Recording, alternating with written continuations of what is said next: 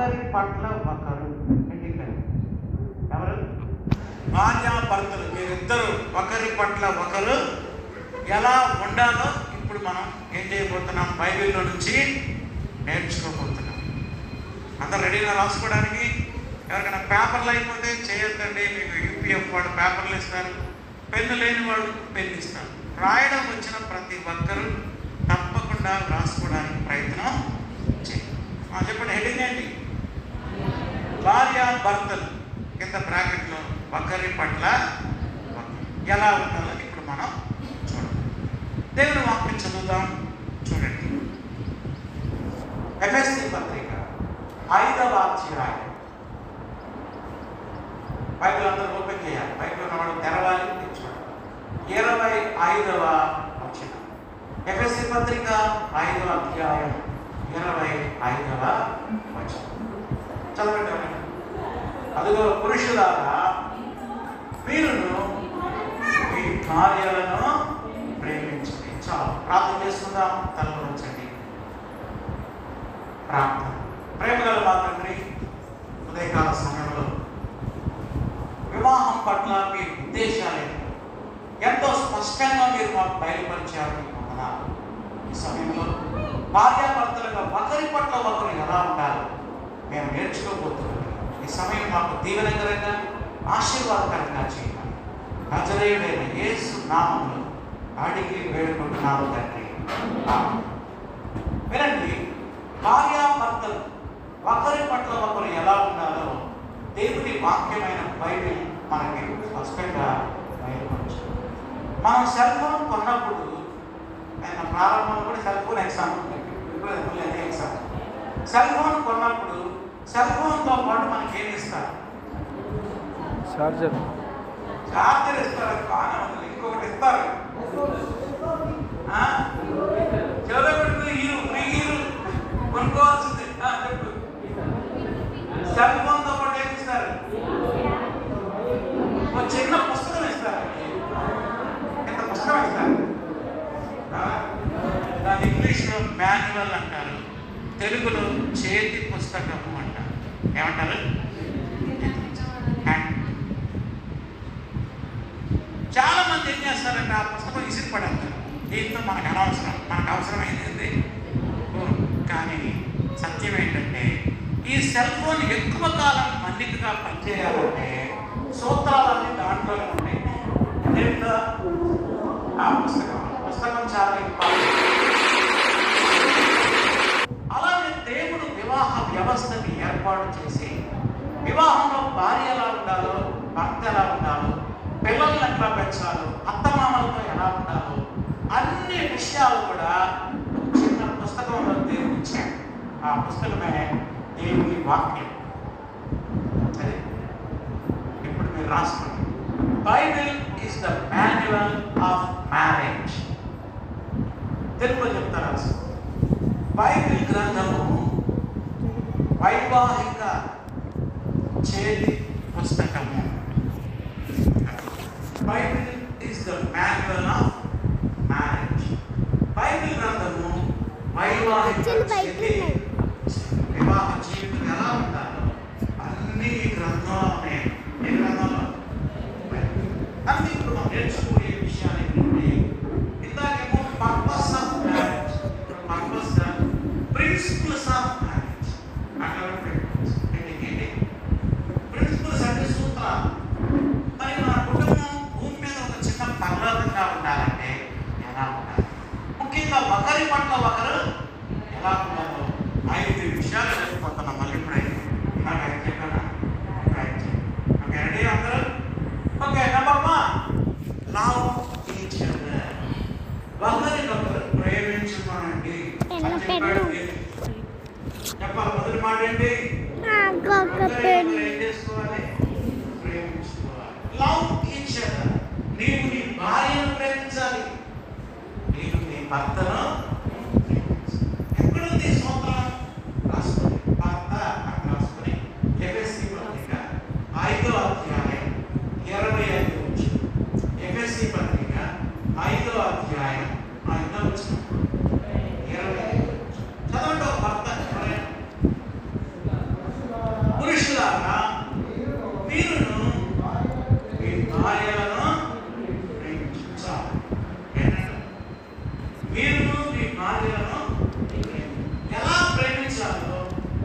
2 విషయాలు దేవుడు చెప్పాడు. ఒకటి, క్రీస్తు సంఘమును ప్రేమించినట్లుగా.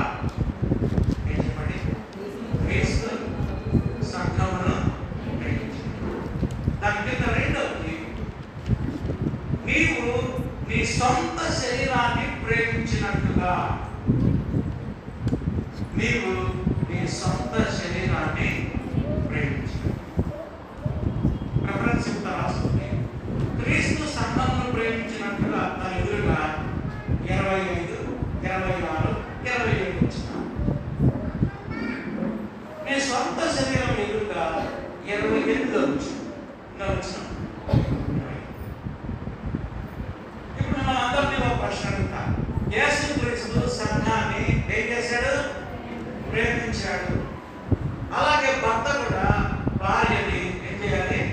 ప్రేమించాలి. మీ అందరికీ ఒక ప్రశ్న, అంత నావే కూడా, సంఘము అందమైనదా కాదా?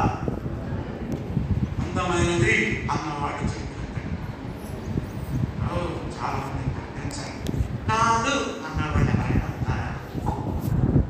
ఉంటే చెప్తారు.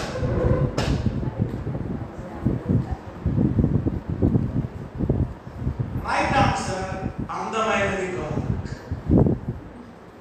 అక్కడే ఉంచారు. 25 వచ్చు. క్రీస్తు సంఘమును ప్రేమించి అది కళంకమైనను ముడతైనను దాన్ని ప్రేమించి దానికోసం తన ప్రాణమే ఇచ్చాడు. దేనికోసం ప్రాణం ఇచ్చాడు? కళంకం కలిగిన సంఘం కోసం. అవునా? ముడతలు పడిన సంఘం. ఆగండి. కళంకం అంటే ఏంటి? సంఘం ఒక స్త్రీ అనుకుంటే చూడండి, 40 మంది భర్తలు భార్య, మగమంతా మచ్చలే, తెల్లగా ఉందని అమ్మాయిని పెళ్లి చేసుకుంటే 3 నెలలకు నల్ల మచ్చలు వస్తాయి. ఎక్కడో మరి ఎర్రగా బుర్రగా ఉందని పెళ్లి చేసుకుంటే 60 ఏళ్ళు రాగానే పుడతలు వచ్చేస్తుంది. అమ్మ దేవైపోయింది. అయినప్పటికీ దేవుడు క్రీస్తు సంఘాన్ని ఏం చేశాడు? ప్రేమించాడు. ప్రేమించి ఏమిచ్చాడు? ప్రాణం. ఇప్పుడు దేవుడు క్రీస్తు సంఘాన్ని షరతులు కలిగి ప్రేమించాడా? షరతులు లేకుండా ప్రేమించాడు. అర్థమైన ముడతలున్నా దాన్ని ఏం చేశాడు? ప్రేమైన భర్తలారా, నీ భార్యను షరతులు లేకుండా ప్రేమించాలి. రాసుకుంటా అన్నమాట. నీ భార్యను ఎలా ప్రేమించాలి? ఏం లేకుండా. భర్త అంటాడు, షరతు పెడతాడు, నువ్వు మా అమ్మని ప్రేమిస్తే నేను నిన్ను ప్రేమిస్తాను. అంటే అర్థమేంటి? మా అమ్మను ప్రేమించకపోతే నేను ప్రేమించదానే కాదు. పెళ్లి ప్రమాణం అట్లా చేసేవా? అంటే ఒక లింక్ పెట్టారు, కండిషన్ పెట్టారు. But God's love is not conditional love but unconditional. దేవుడు సంఘాన్ని ఎలా ప్రేమించాడో చెప్పిన, ఆమె ఎలా ఉందో అలా ప్రేమించాడు. హల్లెలూయా. రాసుకోండి. నీ భార్య ఎలా ఉందో అలా ప్రేమించాలి. అంతే. ఒక భర్త అంటాడు, నువ్వు నా మాట వింటే నీకు ఏది పడుతుంటా అంటాడు. లింక్ పెట్టాడు. ఏం పెట్టాడు? నువ్వు నా మరి కనుకోతే మరి కనుకోలే అంటే నీకు ప్రేమ లేదు. ఏం లేకపోతే వినకపోతే ఇంటే ప్రేమ, వినకపోతే ప్రేమ లేదు. క్రీస్తు అలా ప్రేమించాడా?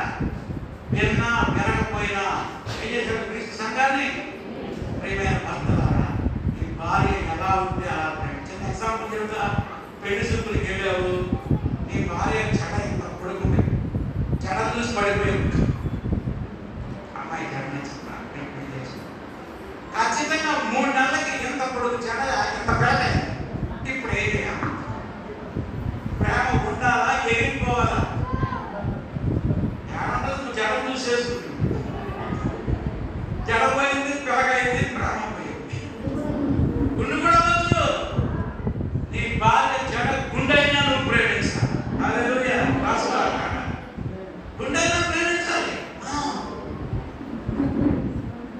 అదే క్రీస్తు ప్రేమ అంటే. అర్థమైందని చెప్తుంది. అదే క్రీస్తు ప్రేమ. నువ్వు ఎక్స్పెక్ట్ చేసినది, నేను ఎక్స్పెక్ట్ చేసినట్టు లేదు నా భార్య. నేను ఎవరు ఎక్స్పెక్ట్ చేయమన్నాడు? ఆమె ఎలా ఉంటే అలాగ ఆమెని ఏం చేయాలి చెప్పండి? మా ఆవిడ గాలి తెగిపోయింది, ఇప్పుడు ఎంత తొడుగై ఉంటే తొడుగైనా ప్రేమించాలి. అవునా కాదా చెప్పండి భక్తులారా? క్రీస్తు ఎలా ప్రేమించాడు? ముఖమంతా ముడతలు ఉన్నాయి, ముఖమంతా ఏమన్నాయి, మచ్చలు వచ్చాయి, మంగు వచ్చింది, అయినా సరే క్రీస్తు సంఘాన్ని ఏం చేశాడు? ప్రేమించి ఏమిచ్చాడు తెలుసా? ప్రాణం ఇచ్చి. మీరు ప్రాణాలు ఇవ్వాలంటారు, మీరు ప్రాణాలు ఇవ్వాల్సిన అవసరం లేదు. మీరు బతకాలి, మా చెల్లి పడాలి, మీరు ప్రాణాలు ఇవ్వాలి.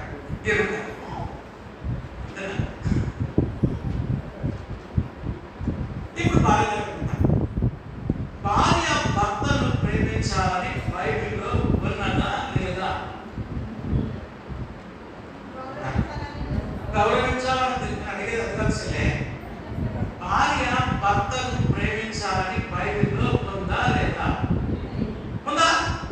ఉంటే ఎక్కడ చెప్పు. అది రెండో ప్రశ్న కూడా వస్తుంది.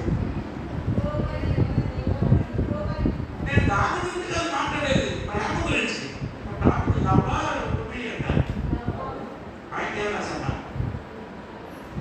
లవ్ మీద ఉంది ఇప్పుడు అంతా. ఎక్కడుంది?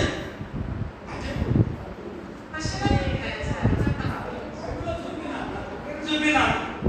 నేను భర్త ప్రేమించాలంటే చూపించానా లేదా? మాస్టర్లు కూడా చెప్పచ్చు, చావులందరూ కూడా పర్మిషన్ ఇస్తారు. ఎవరైనా చెప్పచ్చు, ఫ్లోర్ మొత్తం మీద ఎనీవన్ కెన్ సే. ఆలోచన చేయాలి, మీ వాక్య జ్ఞానానికి పరీక్ష. 5 రాంగ్ ఆన్సర్. ఇక ప్రయత్నం చేయండి. భార్య భర్తను ప్రేమించాలి అని బైబిల్లో ఉందా? ఆన్సర్ ఉన్నది. ఉంటే ఎక్కడ ఉంది? ఎవరైనా చెప్పచ్చు. ఆలోచన చేయాలి.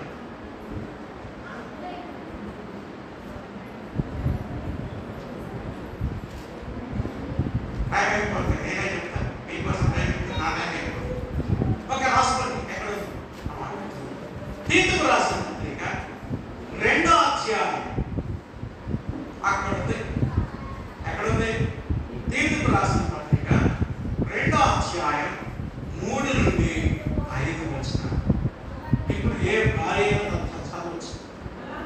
అలాగనే వాళ్ళు వృద్ధ స్త్రీలు చేతులంటే వృద్ధ స్త్రీలు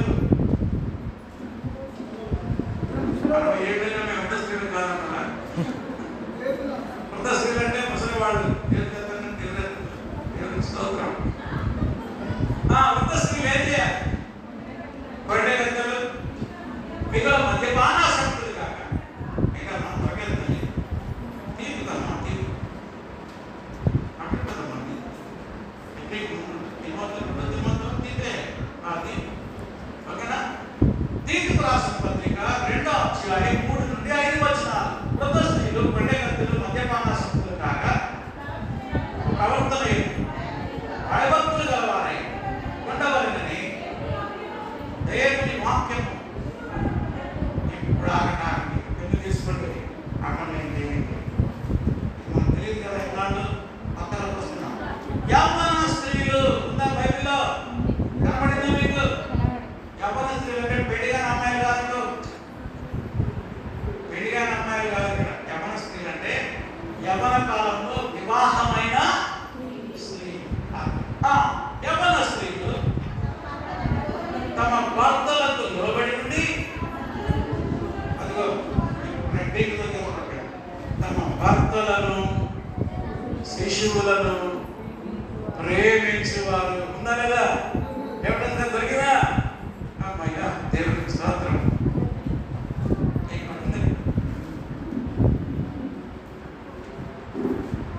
ప్రతి భార్య తన భర్తను ప్రేమించాలి, వాళ్ళకు పుట్టిన శిశువులను ప్రేమించాలి. భర్తలు ఉందా? శిశువులు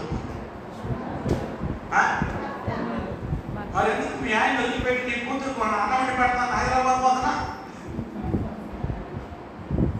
ఎగ్జాంపుల్ చెప్పాను కదా. మరి ఇప్పుడు ఏమో భర్తను ప్రేమిస్తుందా, శిశువుని ప్రేమిస్తుందా? ఆ శిశువునే ప్రేమించి నేను వదిలేసింది. జాగ్రత్త.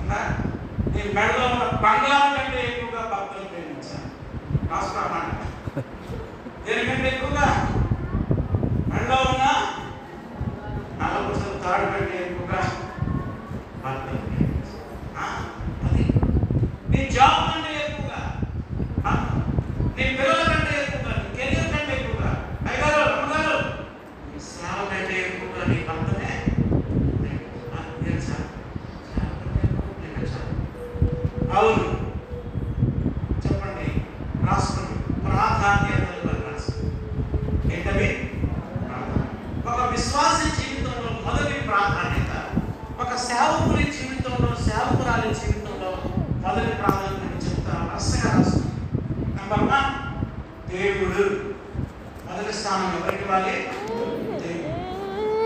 నెక్స్ట్ నెంబర్ 2 కుటుంబము. దేవుడి తర్వాత ఎవరికి ఇవ్వాలి ప్రాధాన్యత? కుటుంబం. కుటుంబంలో మొదటి స్థానం భర్త, రెండో స్థానం పిల్లలు. వీరేమో మొదటి స్థానం భార్య, రెండో స్థానం. ఇప్పుడు రండి మూడవ స్థానం. అక్కడేమో దేవుడు చెప్పండి. రెండోది కుటుంబం. మూడవ స్థానం మీరు ఉద్యోగస్తులైతే ఉద్యోగం, పని అని రాస్తారు. వ్యవసాయం చేసేవాడైతే వ్యవసాయం అని రాస్తారు. కార్ డ్రైవర్ అయితే కార్ డ్రైవర్ అని రాస్తారు. అది పని. దానికి సేవకులందరూ సేవ అని రాస్తారు. దేవుడి వేరు, దేవుని సేవ వేరు. చాలా మందికి ఇది అర్థం కాక ఈ సేవను తీసుకెళ్ళి పైన పెట్టారు. ఇప్పుడు 4వ స్థానం విశ్వాసులందరూ రాసుకుంటే దేవుని సేవ. దేవుని సేవ మీకు 4వది అయింది, మాకేమో 3వది అయింది. అర్థమైంది? ఇప్పుడు సమస్య ఏంటంటే చాలా మంది భర్తలు, భార్యలు కుటుంబాన్ని నిర్లక్ష్యం చేసి సేవకి ఎక్కువ ప్రాధాన్యత. విశ్వాసులు కూడా కుటుంబాన్ని నిర్లక్ష్యం చేసి సంపాదన సంపాదన సంపాదన అంటారు. అప్పుడు ఏమవుతుంది తెలుసా? డబ్బులు సంపాదించుకుంటారు కానీ భార్యని భర్తని ఏమైపోతాం? కాబట్టి మొదటి స్థానం ఎవరు? దేవుడు. రెండో స్థానం కుటుంబం. మూడో స్థానం ఉద్యోగం లేదా సేవ. 4వ స్థానం ఈ ప్రాధాన్యతలో తేడా వచ్చిందో కుటుంబం పక్క బాగా పడిపోతుంది. గొల్లైపోయింది. పైసలు వస్తాయి బాగానే. ఇందాక ఎగ్జాంపుల్ చెప్పాల, దుబాయ్ పోయి లక్షలు సంపాదించు, ప్రస్తుతానికి కోల్పోయింది పని మనిషి.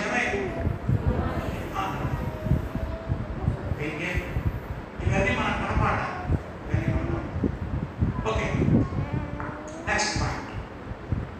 ఒకరినొకరు గౌరవించుకునండి. Respect each other. రెండో చెప్పండి. ఒకరినొకరు ఏం చేయాలి? గౌరవించాలి. నీ భార్యను, నీ భర్తను ఏం చేయాలి? ఎక్కడో మాట భర్తలు భార్యల్ని గౌరవించాలని ఎక్కడుంది? ప్రతి భర్త భార్యని గౌరవించాలని ఎక్కడుంది బైబిల్లో? చెప్పండి.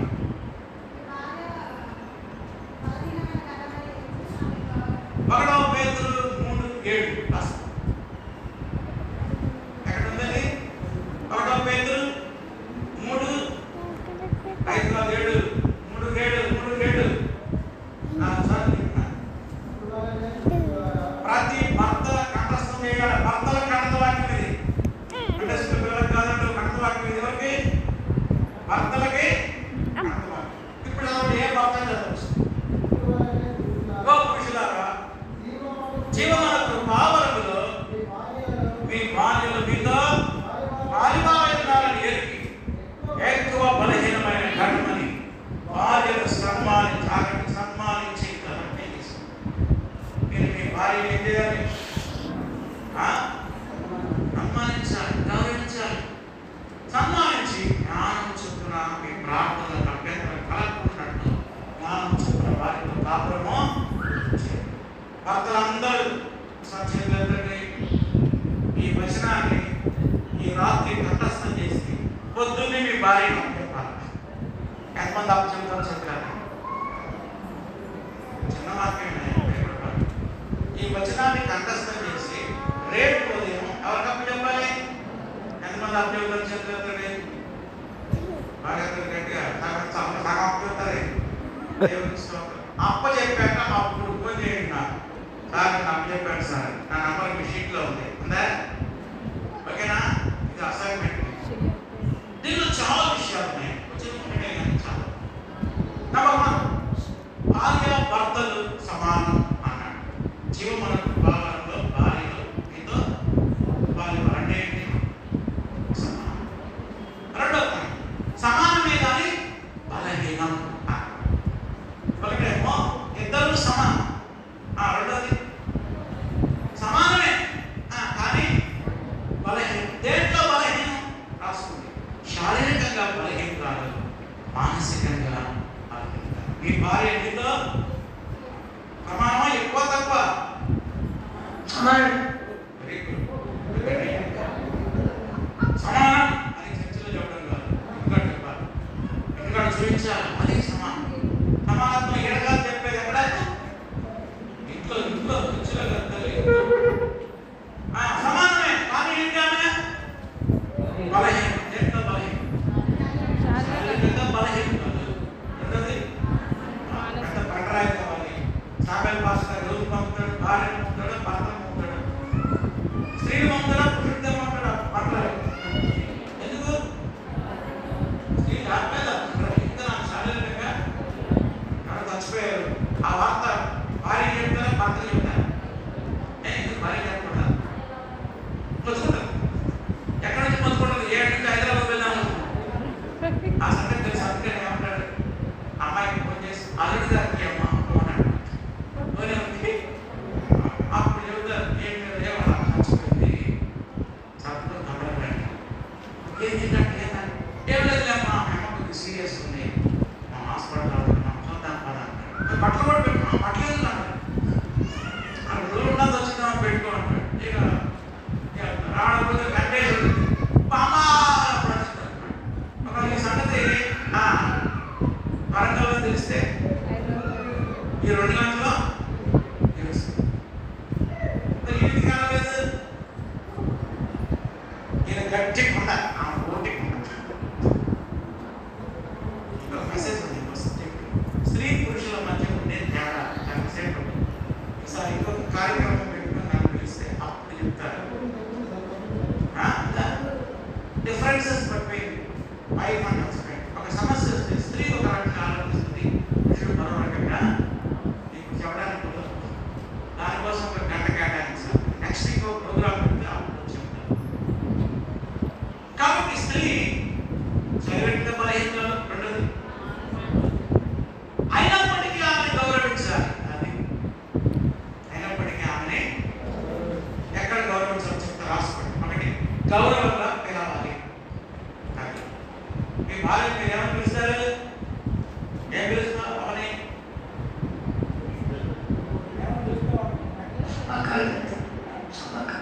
సమాకారం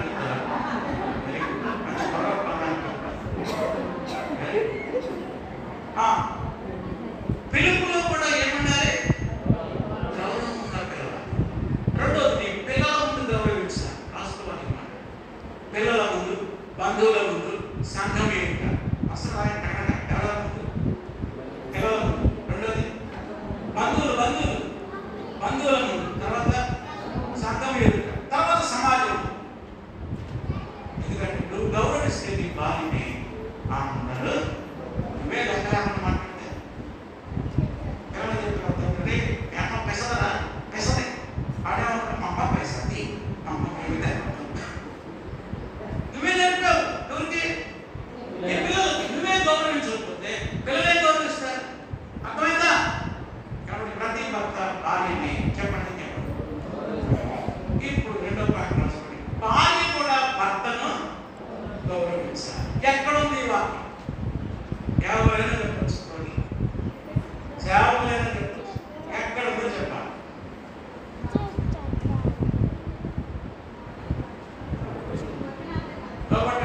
గౌరవం, ప్రతి భార్య భర్తను గౌరవించాలని బైబిల్లో ఉన్నది. ఎక్కడుంది? పర్వాలేదు చెప్పచ్చు. ఎందుకంటే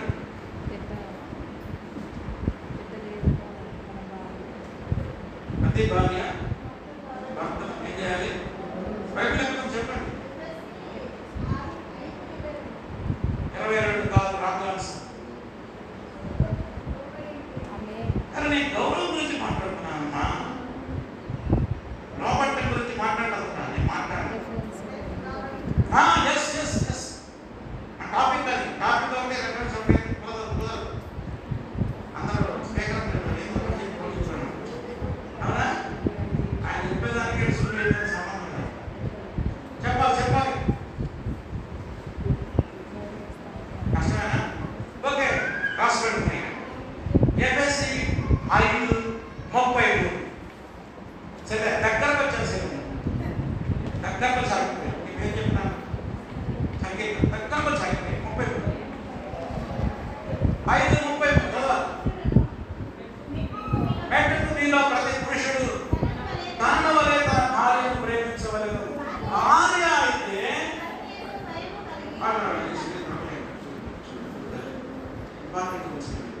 భార్య అయితే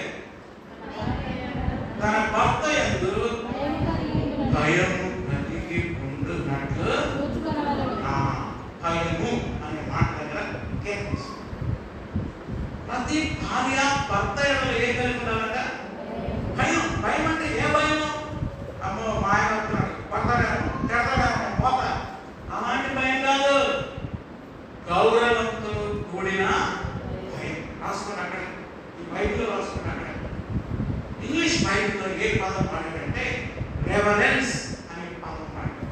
ఇంకా పదం ఇంగ్లీష్ రాసుకున్న రెవరెన్స్. రెవరెన్స్ రెవరెన్స్ ఆ పేరుకు ముందు రెవరెంట్ అని రాస్తుంది. రెవరెంట్ అంటే అర్థం ఏంటంటే గౌరవింపదగిన వాడు అని. రెవరెన్స్ లో నుంచి రెవరెంట్ నుంచి కరెక్ట్ గా మీ ఇంటి ముందు నడిచేస్తారండి. మీరు కుర్చీలో కూర్చుంటారా, లేచి నిలబడతారా?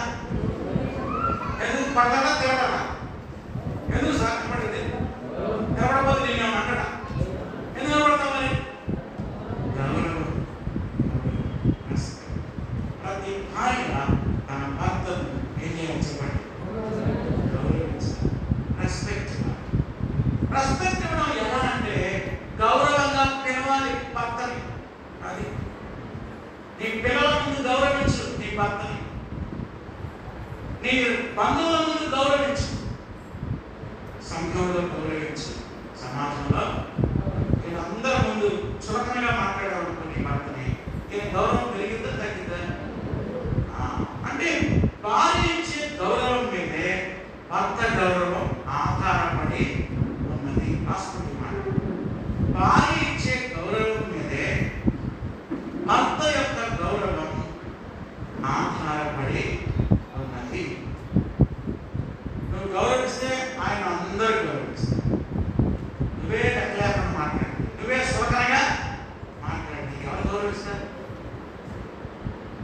మీ బాబుకి ఏం తెలియదు, మీ బాబు గెట్టోడమ్మా, గెట్టోడు అని అన్నాము.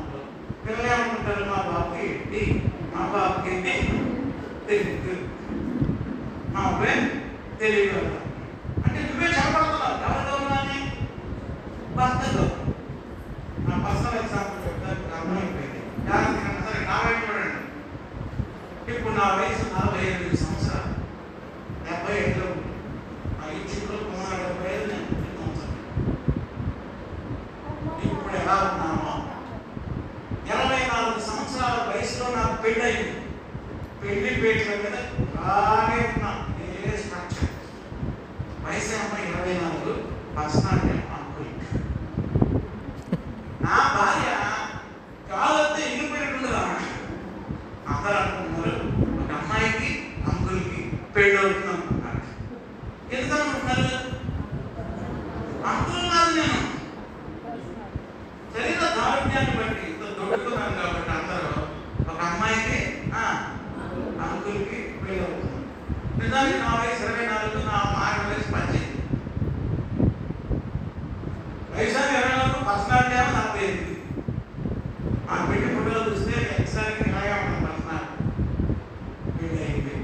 3వ రోజున బాపట్ల మా అత్తగారు వెళ్ళారు, ఇద్దరయ్యారు. వాళ్ళు ఎవరో మనకు తెలియదు, కొత్తగా పెళ్ళి నాకేం తెలుసు. అలాగే వెళ్ళిన తర్వాత బాగుమతి వరుస అయినప్పుడు ఏం చేస్తున్నానంటే నేను ఇంత దొడ్డుకున్నానని కామెంట్ చెప్తాను.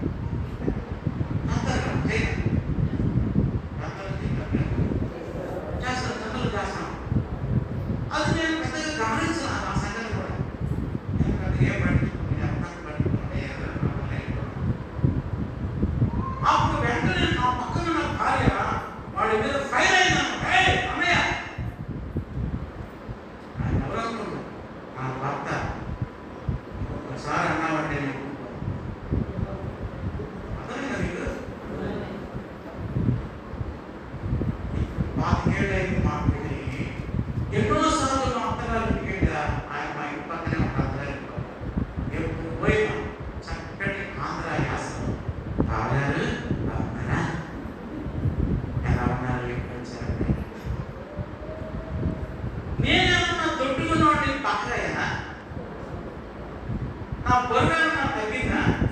ఆడ తగ్గింది. అప్పుడు 76, ఇప్పుడు 56, ఇంకా 10 పెరిగింది. కానీ నా గౌరవం మాత్రం పెరిగింది. Praise the Lord. Hallelujah. Sir నా భార్య చెప్పడం ఎలా పెరిగింది గౌరవం? నేనే తగ్గానా? నేను తగ్గానా? అలాగే నా భార్య ఇచ్చే గౌరవం కంటే చెప్పండి, భర్త గౌరవం ఆధారపడి భార్యలారా, ఒక పెద్ద వారిని మీరే చూడకుండా నీ భర్తను మాట్లాడితే ఇంకెవరు గౌరవించు? నీ బంధువుల ముందు గౌరవించు, నీ పిల్లల ముందు గౌరవించు. నేను మాట చెప్తాను, ప్రపంచంలో ఎవరు ఆయన ఇన్సల్ట్ చేసినా బాధపడతాడు. భార్య ఇన్సల్ట్ చేస్తే తప్పుకోలేదు. మళ్ళీ ఎప్పుడో ఈ మాట, ప్రపంచంలో ఎవరు ఈయన్ని అగౌరవపరిచినా ఈయన బాధపడతాడు. కానీ ఈయన ఎప్పుడైనా భర్తను అవమానపరిస్తే దాన్ని ఆయన ఏం చేయలేడు. నేను చెప్పింది మీకు అర్థమైందా? కాబట్టి ఇప్పుడు ఏం చేయాలి? ప్రతి భార్య భర్తను ఏం చేయాలి? ఆయన ఎలాంటి వాడైనా, నేను చదువుకోలేదు, ఆయన చేతులు నీ చేతులు ఇంకోటి ఉండొచ్చు, నీ అంత చదువు ఆయనకి లేకపోవచ్చు, నీ అంత వాక్ సౌకర్యం ఆయనకి లేకపోవచ్చు. అయినప్పటికీ నువ్వు ఒక భార్యగా దేవుడు నీకు ఇచ్చిన భర్తని ఏం చేయాలి? రెండు పాయింట్లు అయిపోయాయి. ఒకటేంటి? ఒకరినొకరు ప్రేమించుకోవాలి. రెండోది ఏంటి? ఒకరినొకరు. మూడవది అప్రిషియేట్ ఈచ్ అదర్. ఒకరినొకరు మెచ్చుకోవాలి.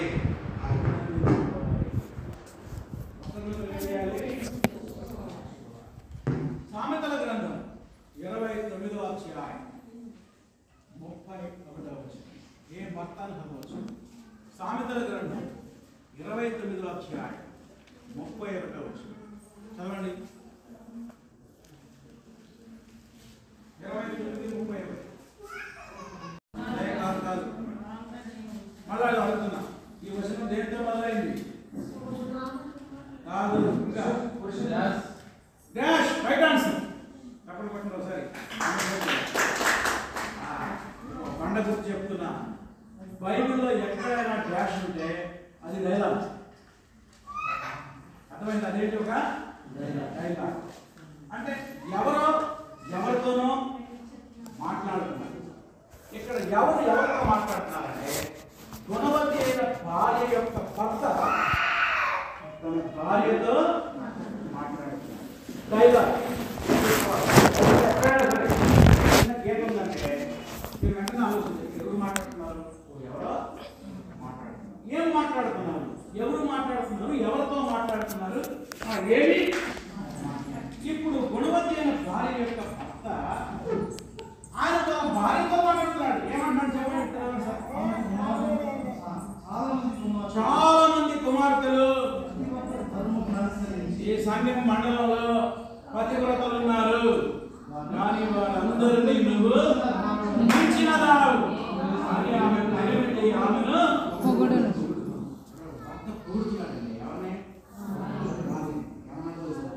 ఈ సంఘం మండలంలో చాలా మంది పతివ్రతలు ఉన్నారమ్మా, కానీ నువ్వైతే వారిని అందరినీ మించిన దానని ఆమె కొనిపెట్టి ఆమెను ఏం చేస్తారు? సారీ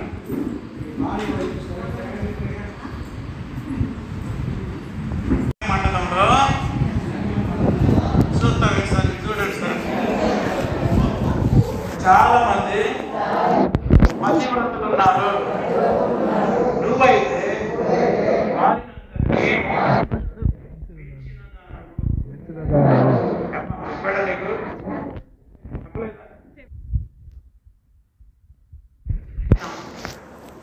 భార్య అన్నమనేటప్పుడు కూరలకు కొంచెం ఎక్కువ వేస్తే మొత్తం ముద్దకి విమర్శ అండి. ఉప్పు ఎంత అయ్యాలో తెలియదా? ఉప్పు ఎంత అయ్యాలో తెలియదా? ఉప్పు ఎంత అయ్యాలో 10 ముద్దలు తింటే 10 సార్లు అంటాడు. సరే సార్, మా చెల్లె పొరపాటు వేసింది, పోతే పోయింది. ఎప్పుడన్నా కూర బాగుండితే పేక దాకా తింటాడు, కానీ బాగుందని ఒక్క మాట కూడా చెప్పడు. అని నువ్వు తినొద్దంటలా, తిను, తినడానికే చేసింది. తినొద్దని ఎవరన్నారు? బాగానప్పుడు అన్ని సార్లు అన్నావే, బాగున్నప్పుడు ఒక మాట, ఈరోజు బాగుంటావమ్మా మాట చెప్తే ఏం పోయిందండి? ఈ సమయం పోయిందా? చెప్పాలి. నీ బాధ కాదు, అందరి బాధ. నీ ఒకసారి బాధ కాదు, అందరి బాధ. ఈ రోజు నుంచి మనం మారాలా వద్దా చెప్పండి? నేను మారుతాను అన్నవాడు చేతులు ఎత్తండి. నేను మారుతాను, మారదాను. అందుకే దేవుని ప్రోగ్రాం మనకి ఇచ్చాడు.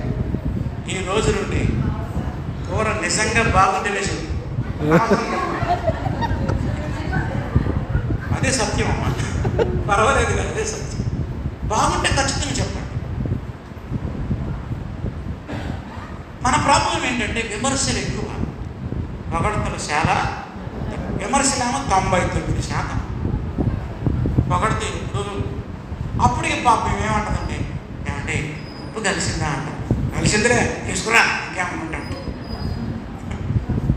దేవుని బిడ్డలమైన మనం ఒకరినొకరు మెచ్చుకోవాలి.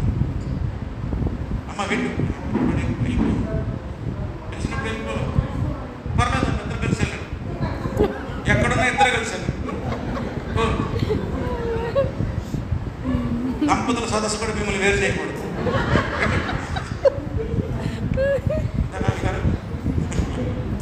రైట్. ఈ వాక్యం కంటే విలువైనది నువ్వు నీ భర్తతో కలిసి వెళ్తావు. కాబట్టి ఈ రోజు నుంచి మనం మారాలి. ఏ విషయంలో? మెచ్చుకునే విషయం.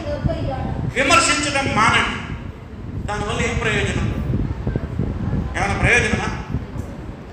పొరపాట్లు వాడు చేసేది మనం చేయమా? అర్థమా చేయమా? మనం కూడా చేస్తాం. లోపాలు ప్రతి మనిషిలో ఉంటాయి, భర్తలో ఉంటాయి. భార్యాభర్తలు ఒకరినొకరు ఏం చేసుకోవాలి? ఇప్పుడు మెచ్చుకోవాలి, ఒకరినొకరు అభినందించుకోవాలి. భార్య కూడా భర్తని మెచ్చుకోవాలి. అది ఇప్పుడు భార్య కూడా భర్తని ఏం చేయాలి?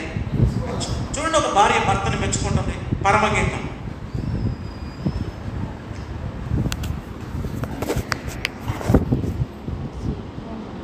ఐదో అధ్యాయం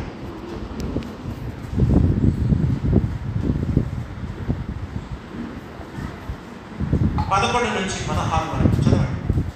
5:11. ఆయన తన భర్త యొక్క శిరస్సును పొగుడుతున్నామే. కొంచెం ముందుకెళ్ళండి. నా ప్రియుడు ధవళవర్ణుడు రత్నము. ఎక్కడుందమ్మా? ఎంత వచ్చినది? 10వ వచనం. నా ప్రియుడు ధవళవర్ణుడు రత్నవర్ణుడు, 10,000 మందిలో కూడా ఆయన్ని గుర్తింపవచ్చు.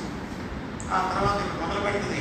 ఆయన శిరస్సు ఎలా ఉంటుంది, ఆయన నోరు ఎలా ఉంటుంది, ఆయన కాళ్ళు ఎలా ఉంటాయి. నువ్వు పొగడాలనుకోవాలి, పొగడాలనే మనసు ఉండాలి, కానీ అరికాలు నుంచి 2 పోయి పొగడవచ్చు. ఆ మనసు లేదు మన ప్రాబ్లం. అవునా? కాబట్టి భార్యాభర్తలు ఒకరికొకరు ఏం చేసుకోవాలి? చెప్పండి, మెచ్చుకోవాలి. ఈ రోజు నుంచి విమర్శించడం మానేద్దాం. ఏం చేద్దాం? ఒకరిలో ప్రారంభం చేద్దాం. ప్రతి భార్య భర్తను మెచ్చుకోవాలి. ప్రతి భర్త భార్య మెచ్చుకుంటుంది భర్తని. పిల్లలతో అంటే, రే పిల్లలు మీరు చాలా దగ్గర ఫ్యాక్టరీ అంతా కష్టపడి వచ్చాడు, ఆయన కనపడేది. అప్పుడు ఆయన కష్టం అంతా మర్చిపోతాడు. నువ్వు నేను చేసే పనికి ఇంట్లో ఏముంది? విలువ ఉంది.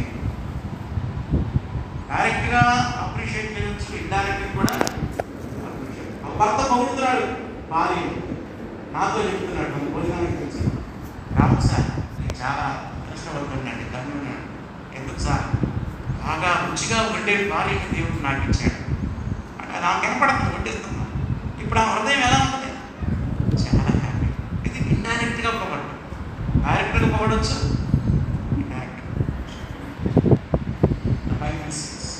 నాలుగవది, ఒకరినొకరు సంతోషపరుచుకోవాలి. Please each other. ఒకరినొకరు ఏం చేసుకోవాలి? సంతోష. 1 కొరింథీ 7:34. 1 కొరింథీ 7:34. చదవండి. 7:34. అటువలనే పెళ్లి కాని స్త్రీయు కన్యకయు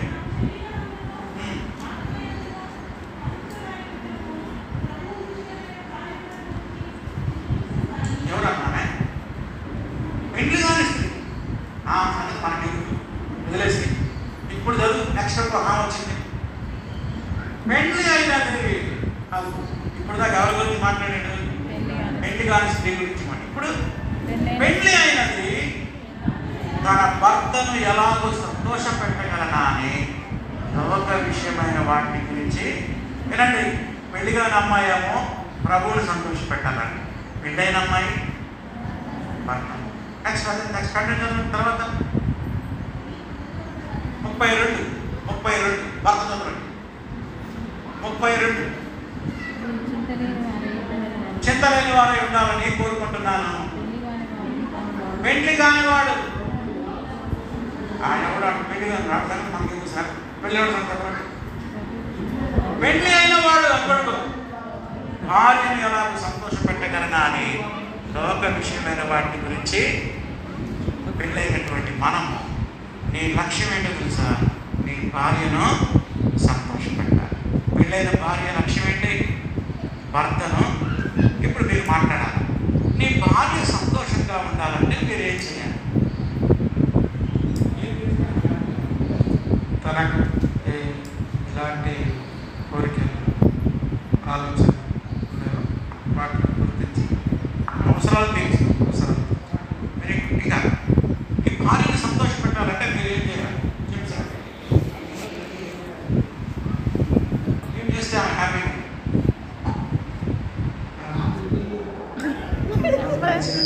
ఆమె నచ్చినట్టుంటే హ్యాపీగా ఉండాలి. ఏం చేస్తే మీ ఆయన సంతోషంగా ఉంటాడు?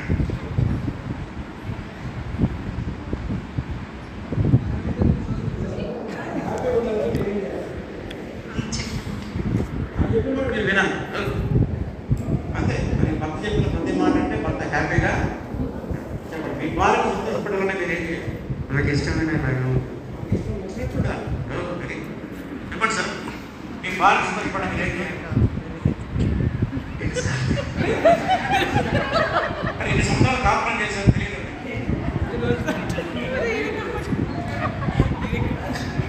చెప్పు చెప్పిందా వదిలేదు. ఇందులో దేవుడు చెప్తున్నాడు సంతోషపడు. ఆమెతో నేను జీవితాంతం చెప్పడం పాటించడం ఇద్దరికి అనుగుణంగా ఉంటే నేను చెప్పను. ఆయన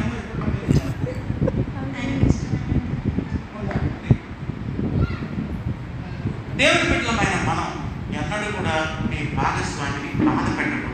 ఏం చేయాలి? సంతోషం. ఇప్పుడు చెప్పండి, ఎక్కువ సార్లు మనం భార్యల్ని లేదా భర్తల్ని సంతోషపెడతామో బాధ పెడతా ఉంటామో? నిజంగా చెప్పాలి. ఎలా అంటారు? దేవుడి మందిరం ఎక్కువసార్లు బాధపడతాం. దేని ద్వారా అంటే మాటల ద్వారా. దేని ద్వారా? నువ్వు అంతే, మెమ్మోడు అంతే, నీ వంశమే అంతే ఎక్కువ అంటాడు. నేను చూడు నన్నంటే అన్నాడు, మా అమ్మగారిని ఎందుకు అన్నాడు, మా వంశాన్ని ఎందుకు అన్నాడు. నేను ముద్ర పట్టిందా? చెప్పండి భర్తలారా, దయచేసి మనం నోరు జాగ్రత్తగా ఉండాలి. రాసుకుంటాం. మన మాటల ద్వారా మన భాగస్వామిని ఎన్నడూ ఏం చేయకూడదు?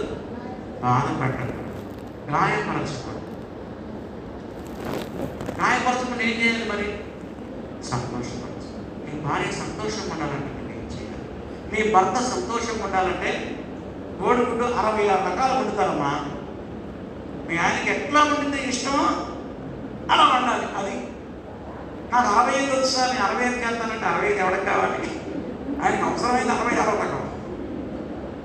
అట్లా భర్తను అర్థం చేసుకుని ఆయనకు అనుగుణంగా మనం నడవాలి. భార్యను అర్థం చేసుకుని ఆమెకు ఏం చేస్తే సంతోషం, ఏం చేస్తే సంతోషం, దాన్ని మనం చేస్తే వాడు హ్యాపీగా. వినేయండి. 1 ఒకరినొకరు ప్రేమించుకోండి.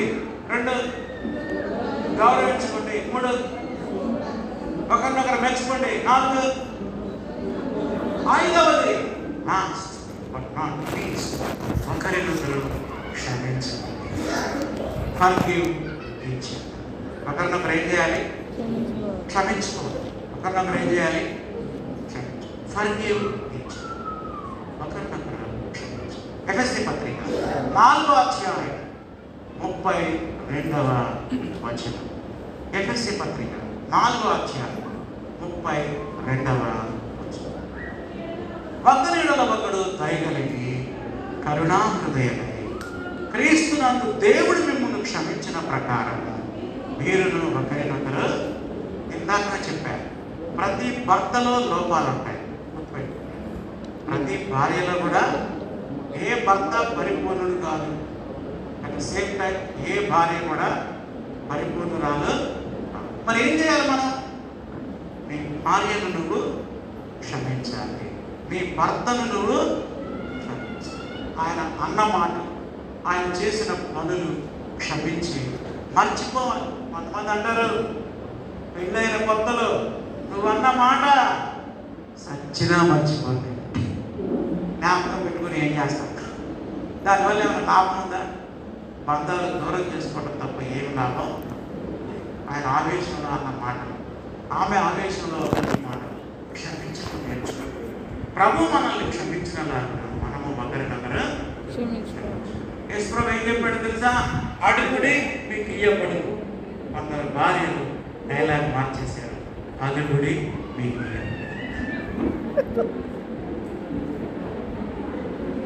అర్థం కాలేదు. ఇంకా అర్థమైన నవ్వుతున్నారు, అర్థమైన చూస్తారు పైకి. యేసుప్రభు కొటేషన్ ఏంటంటే అడుగుడి మీకు. కొంతమంది భార్యలు ఈ డైలాగ్ మార్చేసి అలుగుడి మీకు చెప్పండి. నీకేమన్నా కావాలా? అలుగు. 3 రోజులు స్నానం చేస్తారు, కెనబాబు మాంసం నుంచి దిగబాబు, ఒక్క దెబ్బన కొండ మీద నుంచి పోలేగా తీసుకొచ్చిస్తాడు. అసలు ఏసై చెప్పింది అడగమన్నాడు, అడగమన్నాడు. అలిగి అలవాటు ఉన్న భార్యలు ఎంతమంది ఉన్నారా ఇక్కడ? ఉన్నారు. ఇప్పుడు ఒక సత్యం చెప్పబోతున్నారు, రాసుకోండి. అలగడం కూడా పాపం. ఏం సార్ మరి ఇంత గొడవ మాట చెప్పారు? ఏం చెప్పు? అలగడం కూడా ప్రతి భార్య రాసుకోవాలి. రాసుకోండి, గుండెల్లో రాసుకో.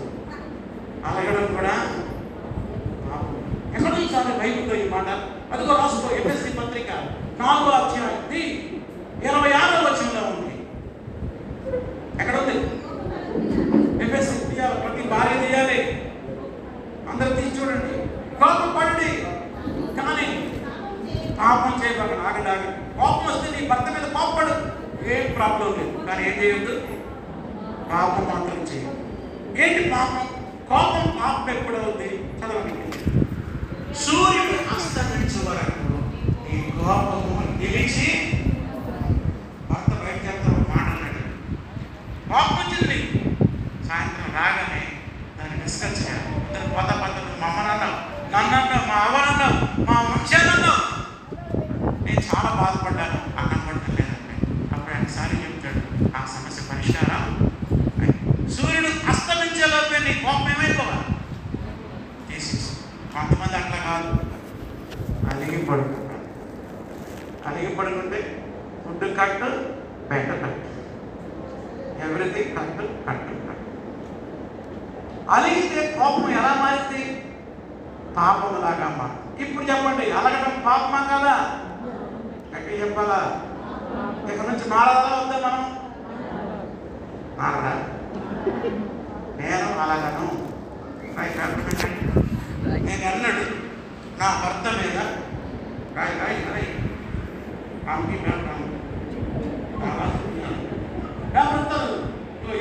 సహోదరులు పేపర్లు అయిపోయి రండి. తీసుకురండి, ఇంపార్టెంట్ మాట ఇది.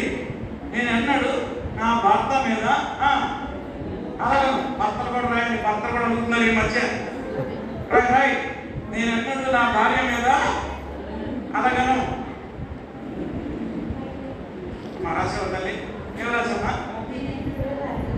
సంతకం పెట్టి ఇక్కడ సంతకం పెట్టు.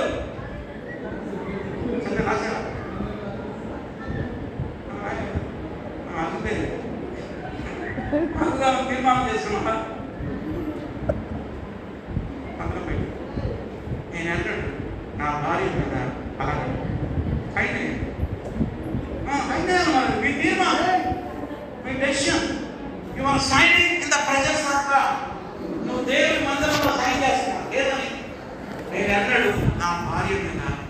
భర్త మీద ఏమైనా ప్రాబ్లం ఉందా కూర్చొని మాట్లాడుకోండి.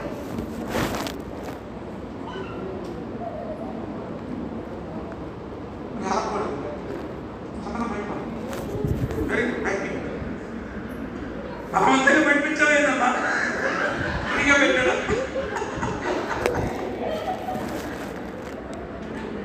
చాలా కుటుంబాలు నరకటాయి. కారణం అలగడం. అమ్మాయి కరెక్ట్ అన్నా. లోకం ఏం చెప్తుంది తెలుసా?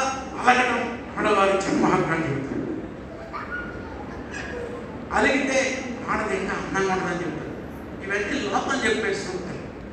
అవన్నీ బైబిల్కి వ్యతిరేకమైన సూక్తులు. దేవుని వాక్య సత్యం చెప్తున్నా, అలగడం కూడా పాపమే. ప్రసంగి గ్రంథంలో ఉంది, బుద్ధిహీనుల అంతరింద్రియములందు సుఖ నివాసము. ఈ హృదయంలో నీ భర్త మీద కోపం సుఖంగా నివాసం చేస్తుంది. కిరాయి కూడా అక్కడ మీకు ఏంటది? కోపం నీ ఒంట్లో ఉన్నది, కిరాయి కూడా కట్టదు. అలిగితే ఏమవుతుంది? అక్కడ చూడండి, ఎఫెసీ పత్రిక 4వ అధ్యాయం 26వ వచనం. ఎఫెసీ 4:26. కాబట్టి మీ కోపము సూర్యుడు అస్తమించే వరకు నిలిచి ఉండకూడదు. వెంటనే ఉంది అపవాదికి చోటు ఎప్పుడు గట్టిగా ఆడలేదు. కోపంతో పడుకొని అలిగి పడుకున్నావు, మీ ఇంటి ముందు వెల్కమ్ బోర్డు పెట్టండి, వెల్కమ్ టు సైతాన్ అని బోర్డు పెట్టండి. మీ ఇంటి ముందు బోర్డు అనబడుతుంది. ఏంటి బోర్డు అది? వెల్కమ్ టు సైతాన్. రాష్ట్రం బైబిల్లో మాట చెప్తాను. అపవాదికి బైబిల్లో మాటలు మీకు అర్థమయ్యేది చెప్తాను. నేను చెప్పేది నా సొంత మాట కాదు. అక్కడ చూసానా? వెంటనే రాశాడు. తర్వాత అక్కడే రాశాడు. అంటే ఒక భార్య భర్త మీద అలిగి పడుతుంటే, ఒక భర్త భార్య మీద అలిగి పడుతుంటే మనం ఎవరికి వెళ్తామని చెప్పినట్టు? ఆవిడ లోపలికి వచ్చాడంటే నేను తెన్నేడు పన్నేడు రాసుకున్న మాట. తెలంగాణ రైలు వచ్చాం, ఆంధ్రలో ఈ రైలు లేదు. తెన్నేడు పన్నేడు పన్నెండు మన ఆంధ్రలో లేదు. ఖచ్చితంగా మాట్లాడాలంటాడు. అదే అర్థం కాదు. ఎందుకంటే ఆ పదం లేదు. మనకు మంచి పదాలు ఉన్నాయి మన భాషలో. ఏం చేయడు? రాసుకున్నది తెన్నేడు పన్నెండు. ఎవడండి? తిందాము, తినబుద్ధి కాదు. పండుగని పక్కన విడుదల అడుగుదల నిద్ర మాత్రం. ఎందుకంటే లోపలే ఉంది కోపం. లోపలికి ఎవరు వచ్చారు? ఎవరు జోడించారు? నువ్వే. అపవాది వెరీ రెస్పెక్టబుల్ పర్సన్ అండి. నువ్వు వెల్కమ్ చెప్తే లోపల తోసుకుంటే ఎప్పుడు రాడు. నువ్వు వెల్కమ్ చెప్తే వస్తున్నాడు. ఎన్ని కుటుంబాలు నాశనం అవుతుంది వాడిని చోటించి. ఏం చేయలేదు మాట కోపాన్ని దాచుకుంటాడు. కోపస్తుని భర్త మీద కోపడు, అర్థాన్ని కోపడు. వాళ్ళు ఏం చేయరు, పాపం చేయరు. సాయంత్రానికి సమస్య ఏమై ద్వారా పిల్లలంతా నిద్రపోయిన తర్వాత ఇద్దరు కూర్చొని నాకు నా భార్య కూడా చాలా సమస్యలు వస్తుంది. అవేం చేస్తాం మేమంటే పిల్లలు నిద్రపోయిన తర్వాత ప్రశాంతంగా కూర్చొని చర్చించుకుంటాం. మీరు ఆవేశంతో మాట్లాడినారు, నాకు చాలా బాధ అయిందన్నాను. ఈ మాట నాన్న అదే మొత్తం ఫీల్ అవుతామని అనుకోలేదు. అనిపిస్తాను మీరేసారి వాళ్ళు ఇద్దరు చేయబడుతున్నాయి. ప్రార్థన తీసుకుని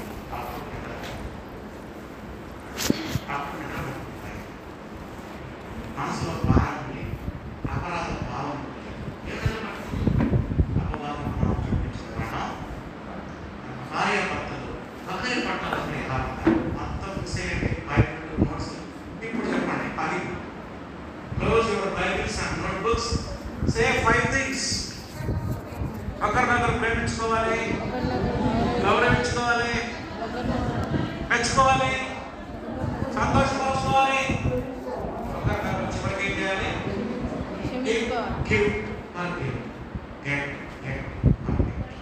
క్షమించాలి, మర్చిపోరు. నువ్వు అన్న మాట జన్మ జన్మలకి నేను దాసుకొని ఏం చేద్దాం? ఏం దాసుకొని బ్యాంకులు వేసుకుని ఉపయోగం? అన్న మాటలు తిన్న మాటలు ఏం చేయాలి? మనం నిలబడండి.